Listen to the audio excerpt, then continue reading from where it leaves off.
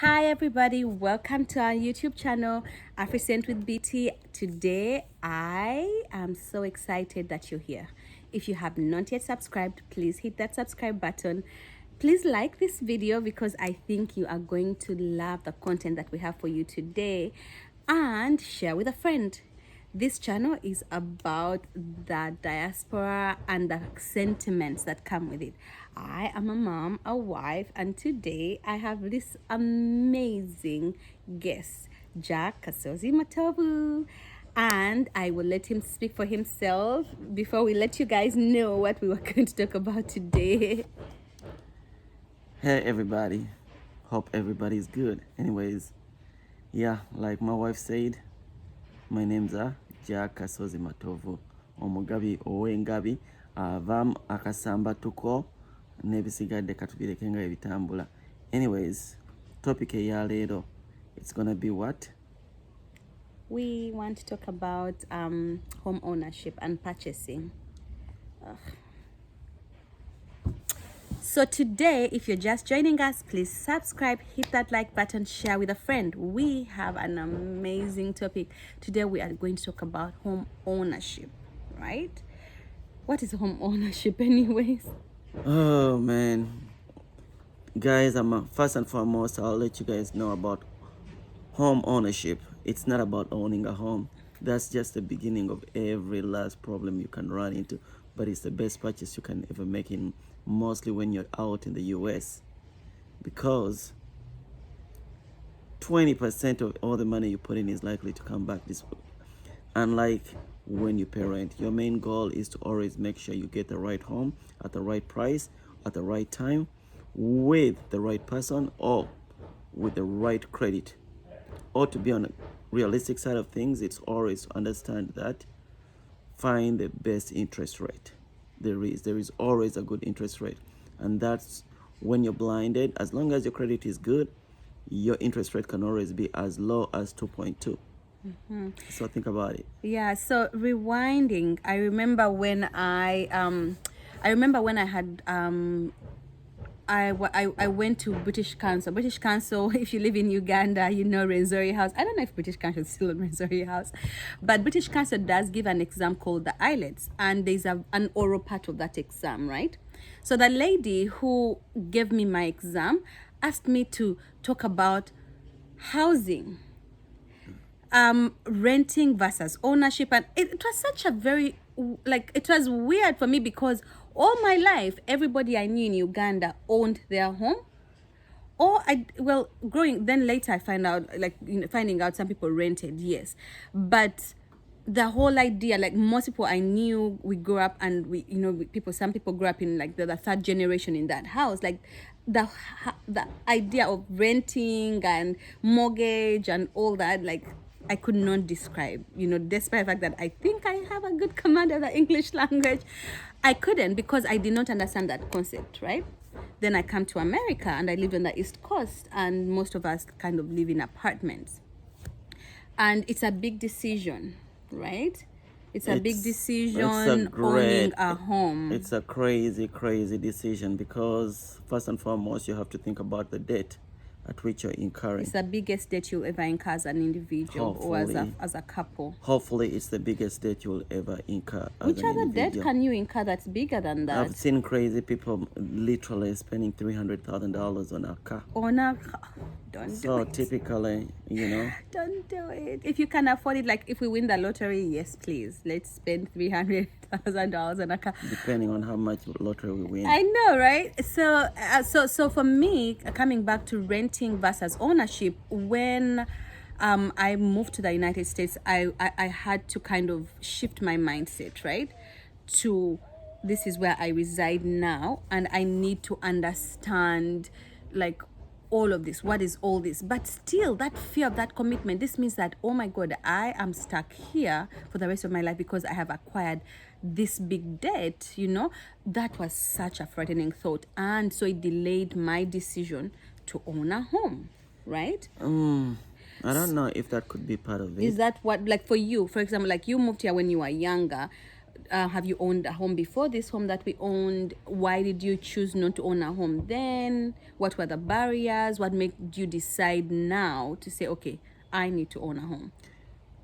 Okay, first and foremost, key concepts of how and when do you determine to own a home. You can always make a choice on when to own a home, but the main thing about it is, like everything in the world, usually when you're two people, it simplifies life, because you don't want to buy any home of any kind because that's what you can afford. It's a good thing if you can buy what you can afford, because you don't want to incur a debt that you cannot pay off. Because when that happens, you know you're in trouble. You don't want to work 16 hours a day for 5 days a week, or you don't want to have to work 7 days a week to basically be able to pay your mortgage or and to pay your utilities and everything else, you know. But so one of the things about it, like mostly women, when it comes to us men, we just typically it's all about comfort. As long as we are comfortable, you end up living in a place without the thought of what's next.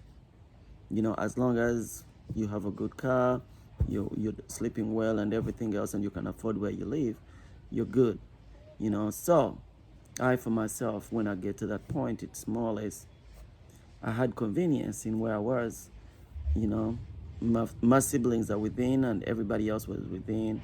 You know, we've never literally, everybody in my home has literally owned a home, and everybody typically owns a home. So the only thing we ever knew was to always own a home. But though we have lived in some apartments in the past, but we have always strived to get another home. You know, so Which is what, you know what, which is quite different, because I know, like, I moved from Massachusetts, which is back east. Like, Ugandans who live in the diaspora work hard. They really work hard. Like, people work 2-3 jobs and they really have a good income. But the thought of investing in home ownership, I think we need to educate our community more of like that importance. Because when I moved to Northern California, I realized, wait, most people in my community right now own their homes, right? Yep. And they don't work as hard. Maybe they have jobs that pay a little bit more, but that decision to own as opposed to rent, many Ugandans who live in Northern California have made that decision. And so when we say, if you decide to buy a home, we've talked about income. You know, it's good to have a good income, right? Always. Because it's not just the purchase that you're making, but the maintenance of that home, the responsibilities of the utilities that come. Like, if you used to rent an apartment, 2 of you or 3 of you, now you have to pay for, and so you would split the bills, you know, 3 people, 2 people. But now, because I lived with my brother Isaac and Brenda for the longest time, and so that responsibility to split that bill, right, is now on you as a couple or on you as a person. So we talk about, if you're planning to own a home, you need your income, you need your credit, you need okay, credit will affect the interest rate, right? You need your down payment. Yeah, you're gonna need your finances In order, that's one key because thing they are you going need. to It dig. doesn't matter how much money you ever make in life, as long as you don't know how to spend your money, you're always gonna be in debt. You know, so I need you guys to learn this straight up. As long as you don't know how to spend your money right, How to you save your money. will never, no, you're always gonna spend your money, but how do How you do you spend spend money? it? How you spend your money.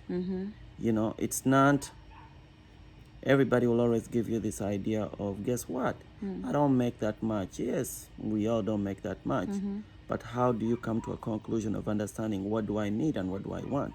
Okay, so our Because journey. Sorry. we always spend too much money of wanting, mostly with these American communities that we live in, becoming Americanized in a way. Now spending, You know, our expenses exceeding our income. you know, we feel like we need to buy something new every week. An if that's the upgraded thing. iPhone. You know, A new so dress. we always feel like, yeah, and thanks to Apple always will bring you I know they will like, upgrade every time. every year. And they'll So give you good offers. think about yourself, and is my 11 working? You know, is my 10 working? Why do I need a 13 if my 10 works or my 11 works? Yeah. You know, Yeah. so there are situations, there are some things you may need to update sometimes, because one thing is, most people who work, mostly when you work on your feet, never underestimate how much money you spend on your shoe. A good shoe is It's an not investment. it's not an expense. It's an investment. You know, that's, you're investing in yourself. You know, and one thing I've understood about rich folks is this. We're not, okay, I'm not even gonna go there about the shoes today, because our job is not talk about shoes. Our job is to talk about our journey in home buying. In home buying. And so, what was our journey? So, for us, we wanted to be able to invest in both countries because our home is an investment, right? And I think working in healthcare, we understand the importance of that investment. We've watched some of the people we work for be able, because they invested in a home or two, they can afford to have good health care, right? And so a home is an investment, right? So that decision to be able to invest in your home, right? So for us, we wanted to be able to invest both in Uganda and in America. And one of the things we did was to make a choice to stay with one of our family members, Mary, amazing Jack's sister. And I really bless God for her, because she was very gracious enough. We realized that if we choose to rent outside, instead of staying with family, it would cost us 4 times the price, right, for the same amount of space. Maybe not necessarily the same amount of space, but it would cost us more. And so we said, let's choose to live with family, pay way less than what we'd be spending if we were just by ourselves, even if we could, and then invest this money, right? And when it was time to build, so first we had the first child, and then we said, okay, we're still okay with the first child in this space. Somebody's yawning.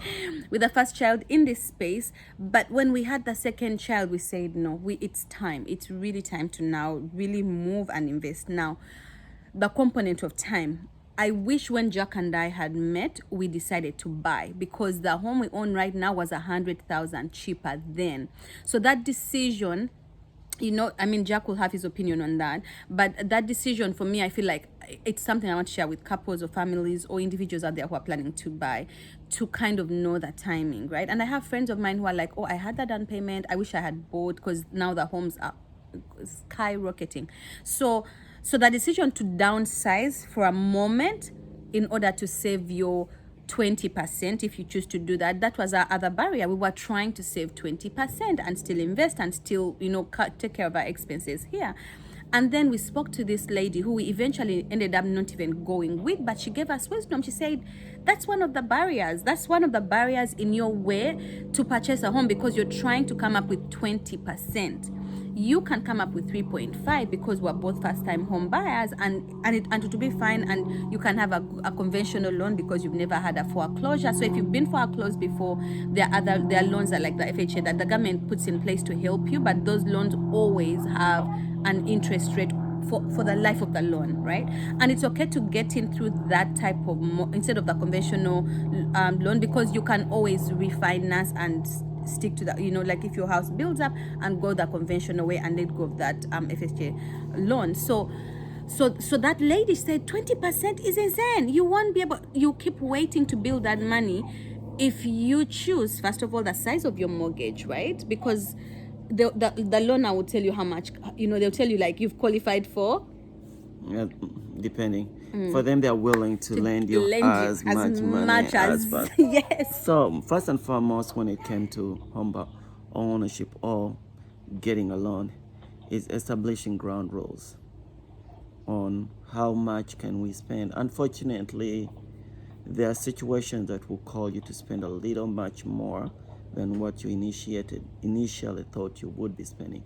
But remember, one thing is, it's not about how much you spend, is what are you getting.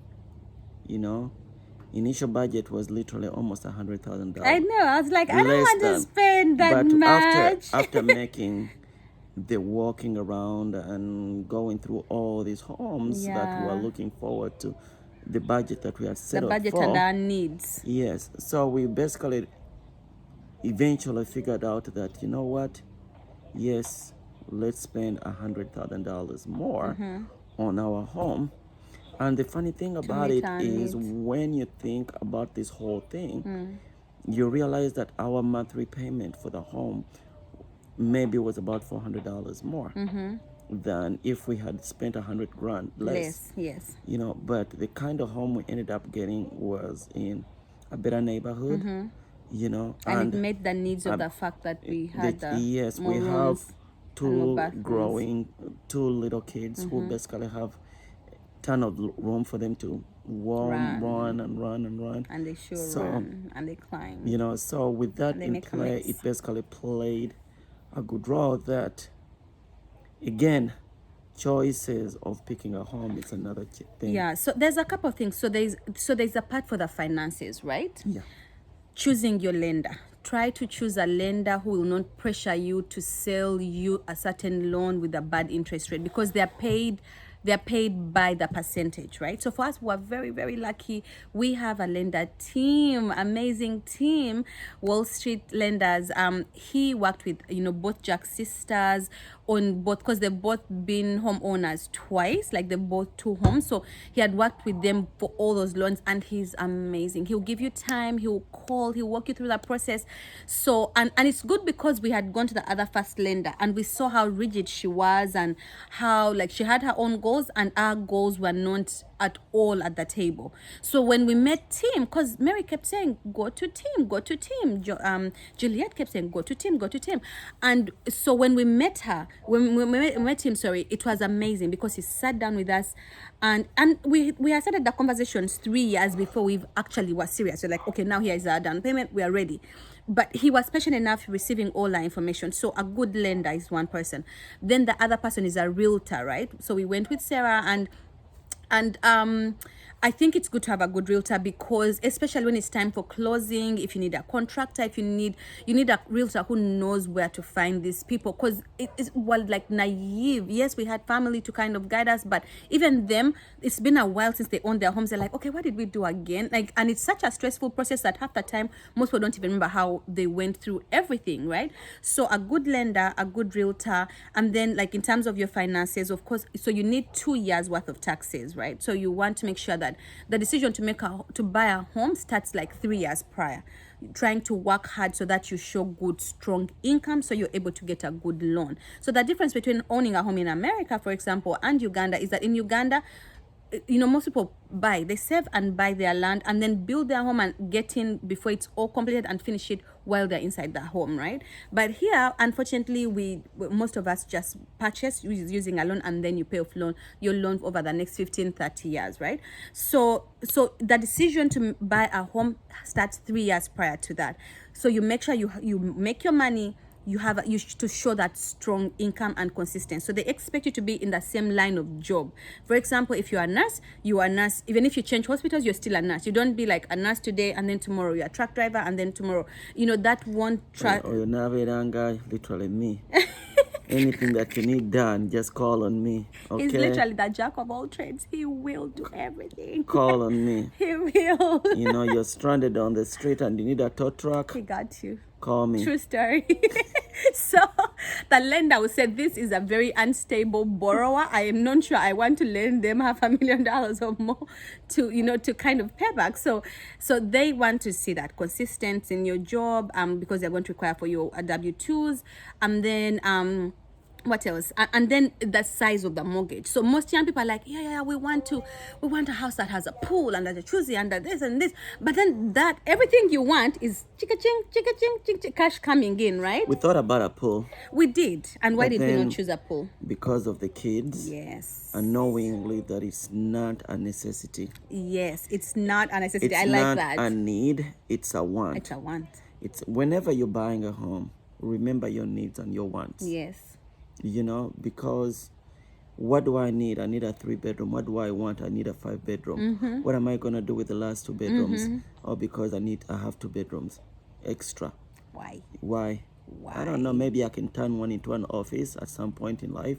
Hey, 6 months, a Down year, the road. 2 years later, 5. zero furniture in there. Yeah. It's sitting there. Catching dust and cobwebs. So the size of your mortgage. So again, it leads us That's when we go to size of mortgage. And why is that important? Because we were lucky. So there are some tools that are out there that are free, like Zillow, for example, Kalango for Zillow, or Realtor.com. Most of these websites where people like put their homes for sale or to purchase, for you to purchase, to look through, they have that calculator, right? That tells you punch in, am I going to put down 2%, no, not 2%, 3.5% is the least you can put down, or 20%. Okay, how much am I putting down in that percentage? And then they'll show you like your interest rate based on that. So you say, so for us, I think it began with how much do we want to pay per month? Yes. Right? Like, how much do we want to pay per month in mortgage? That was where we said it from. What do we need? 3 bedrooms, 2 baths. That was our minimum, right? We needed, because I was like, okay, we can compromise on 1 bathroom, because I was desperate. I was like, we need a home now. These 2 kids, too much. My husband is like, no, we are not compromising on a 2nd bathroom because you're crazy. Every time you're getting ready in the morning, you're staying forever in the shower, you stress the rest of us. No, we have 2 bathrooms. So that was our minimum. We needed 3 bedrooms. We have 2 kids, 1 bedroom per child, and we needed 2 baths, right? Because of our morning routine, and then of course because of the kids. And then we needed a small compound because there were kids that were going to run around, right? Because the new builds these days are so huge. The house is big. Yeah. But then that's Jack showing off his hard work, because he's putting a lot of work in this yard to be child friendly. When we bought it, it did not look like this at all. Yeah. So yes, so we needed a small backyard for the kids to play around, because initially we wanted to be next to Mary. We're like, we want to be next to Mary, we want to be next to family. But then we realized it's a town home and they don't have the luxury of that backyard, which we will need as, for children. On that note, and I'm glad she actually stepped up, because right across from Mary's house there was another home on sale. It was almost within our budget to start with. It had actually 3 bedrooms and 2 bathrooms, but no compound. Yeah. Plus the HOA. HOA, that's a big one. Tell us about the HOA. What's that? HOA, literally what's going on with mostly nowadays the new builds. Mostly it used to be within the condominium laws. Yeah. It used to be with the condominiums and with the townhomes. Those are the ones who used to implement the HOA. But now gated communities are actually implementing HOAs because government are not willing to deal with their roads, so they have to deal with most of their roads. And with all the commodities that they're actually giving you when you're actually within most of these homes, and like swimming pools, security, and all this, but the trouble comes in is it's not set. 3-4 years down the line, it goes higher. Like today, hey guys, our HOA, we have renovated this and that, our bill, our money we have in stock has decreased, so we're gonna have to add another maybe $40 to your monthly bill. So if you're on a limited bill at that point in time, now they're adding $40 to you. You're either gonna be forced to sell or pay it, because find ways of either cutting down on what you're buying for your kids for food, or so you can pay it. So typically. And so that's something very important to think about, right? Condominium, townhome, new builds and gated communities. Gated communities, they do have HOA to maintain the common areas. With me, the good thing is, I think, as of me, I love where we are. I love where we are too. Where we decided to make our home. It's an older home. Yeah. But it's not so old like we've seen older homes. And I think that's another decision people have to think about old and new. When you're outside, it doesn't look that appealing, but it's actually very nice. And when you walk in, most people are so surprised on how big the home is. Because from outside, it doesn't look like these newer grand homes that people actually always say, yes, I have a big home. Most people are so surprised by when they walk into our home on how big it is. So in short term is the advantage of buying a new home versus an old home, and the advantage of buying an old home versus, at least for Northern California, what are the advantages? Advantages of buying an older home, if you can find it right now, I know, is you're gonna have a compound. If that's you love a big backyards. one. That's a big one. If you love backyards, you have and a if you smaller don't want to home, buy, but you have bigger and if you don't need HOA, you buy an older home.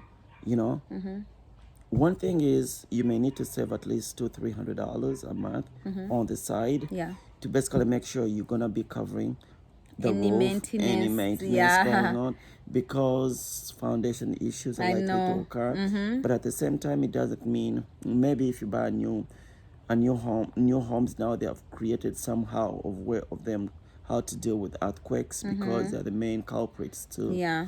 foundation They issues. have better science in their construction. Exactly. Yeah. So they have found ways to basically avoid foundation issues in their new homes. And I think even like you're sure when you buy a new build is that at least for the next 15-20 years, you're not going to have major expenses in a way because it's a new build. Honestly, and especially if you're starting a small family and for those 15-20 years you just want to spend your money on your children, But you know what they call lemons? Sometimes You can buy a 2021 Mercedes-Benz and down the street it breaks down on you. And somebody buys a 2000 let's 2001 say Toyota Corolla and it's still running great 10 years down the line. yeah. So that's the same issue with buying a home. You can buy an older home and for 10 years not to have to worry about anything. And you can buy a new home that for whatever reason something breaks whoever down. did the construction messed up on one key thing. But yet there is also because the city will hold them accountable. So that's that's the advantage. They will hold them accountable because before, that's the beauty about America. Like there's systems in place before the house is signed off. There's inspectors who come in and inspect independent of the people who have developed, the developers, the people who are investing their money. And so you do have that. The new home. Oh my God, the smell of a new home. Trust me, we visited some new homes and we're like, can we stay here? But then we looked at the price tag. We're like, no. The price tag was crazy. The backyard was crazy because the backyard was small. We had more house and smaller, so it's about the same lot. It's just that same lot size. What they do with their lot size compared to what takes they use. over the house. Yeah, but actually I think here we got a good lot size. Yeah, and which so is good. But that's important to mention because in America, the taxes, you're going to pay taxes for the life of your house. Yes. Not like even when you're done paying your mortgage, you will forever pay taxes. Like this is how kids who inherit property and never pay taxes lose the property that has already been paid off, right? So you have to think about that. Like, and that's why some cities, like we were talking about Walnut Creek or Pleasant Hill, their taxes were pretty high. So if the taxes are high for the city you live in, your mortgage is going to go higher. And then also the HOA that he mentioned, like if you buy a gated community home in Walnut Creek, for example, which is a very affluent place, or as opposed to where we live in Aniak, you're going to find that it's going to be higher because the HOA is added to your monthly mortgage, and you'll never see that money back because you're basically just putting it, out there, just like the taxes. It's like paying your interest rate. Yeah. So don't let coming back because this video is a bit long. So don't let the fact that you haven't accumulated 20% hinder you. If you have 3.5, you have good credit, approach a lender and see what you can work out. So choose your and if you've been foreclosed before, still do not be afraid. Go for the FHA loan, and maybe a year later, 2 years later, you can refinance for a conventional because homes just keep appreciating in value. Also consider where you live because we live in Northern California. It's a bit very steep, to say it lightly. But for example, if you live in Texas or you live in Nevada, it's places where the homes for like the same price, you might have a bigger home. You consider what counts that to you? Yeah, is it because a for bigger us, home or is it where you live? Where you live. Because for us, what was important is we had to stay close to Jack's family, right? That was very important because we are raising a young family. To one of our family members. Yes, either my family members or his. But at this point in time, we had established that California. Yeah, California is our home, and we had to make a choice to stay close to our family because we are raising 2 children, and we don't want, it's a village. It really takes a village. We don't want to be alienated from their people. Like we want them to know their aunties, their uncles, their cousins, everybody. So we made that choice because we could up and go and go to Texas and get a mansion, but we're like, do we need a mansion? Do we need a mansion? No. Do we need a family? Yes. We need to have those Thanksgivings, and we don't have to, think about everything, moving pieces around. We just want to drive to Mama Annette's house and just have our Thanksgiving dinner. You know what I mean? So yes, neighborhood too, because I didn't know. Thank God my husband, he's very, like, this is his backyard. Like, he knows these cities at the back of his head. So he's like, no. Oh yeah, this is We actually literally cannot. this is my backyard. Okay, literally, this is his backyard. You know, but he knew that cities. He's like, we can't live there. That's too far. That's extra traffic. No, that's a horrible neighborhood. There's always gun shooting. No. You see, one thing she He knew. He knew. You see, one key thing she actually mentioned was traffic. Traffic. Guys, Traffic. Do not buy a mansion just because of a mansion and it adds an extra 45 an hour to your daily commute. Before we actually do not do bought, it. there were some good homes, In upcoming Brentwood, homes in yeah. Brentwood. Only difference is it was going to add 20 to 30 minutes of our commute time. We have 2 little kids. Yeah. You know, we don't want to spend at least 2 hours a day in commute. And we have to make a drop off. Like, that's one place to stop. Drop them off at the daycare center. Shout out to Miss Michelle Blossoms. And then continue. And then one day they have a tantrum. And then, no. So typically, you don't want to, because I see people who always end up trying to save a little pennies, but then they don't count on gas. They don't count on mental health. How much is gas right now? $5 in the $5 in Northern California. I mean, like, his car is fancy, so it takes this. And I'm like, you know, mine is basic, but I still feel it. I'm like, $40 at the pump.